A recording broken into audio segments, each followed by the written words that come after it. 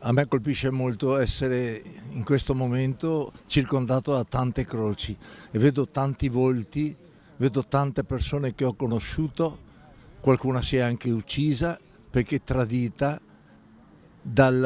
da uno Stato che non ha saputo difendere i loro diritti di derubati. Don Enrico Torta lo scandisce a chiare lettere, mentre attorno campeggiano le croci in legno installate dai risparmiatori veneti. In 100, anche da Vicenza e Venezia, hanno voluto esserci alla rotatoria di Cornuda, già teatro delle proteste dei forconi anni fa, per ribadire che questo sarà un altro Natale amaro. Pochi soldi e poche risposte, tante invece le promesse, soprattutto sul fronte dei risarcimenti. Vogliamo ricordare anche alla politica, quella politica che in parte oggi è al governo, che si erano assunti dei precisi impegni nei confronti dei risparmiatori e che quegli impegni oggi sembrano venuti meno. La politica ci ha rovinato tutti, ha rovinato tanta brava gente, tante persone anziane, ammalati, persone che adesso avrebbero bisogno di quei soldi per la casa di riposo, un'indifferenza totale. Eppure il copione visto in questi giorni per il crack della Banca Popolare di Bari con il salvataggio dell'istituto da parte dello Stato dimostra che le alternative, volendo, ci sono.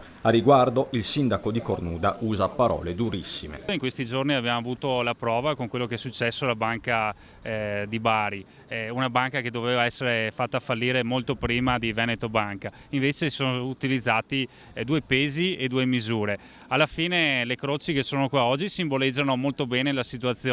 Come 2000 anni fa, invece di salvare Gesù Cristo, hanno salvato Barabba. Insomma, toni poco natalizi, eppure tra queste croci bianche c'è ancora un barlume di speranza. Natale è un giorno di speranza, abbiamo la speranza, ecco, basta.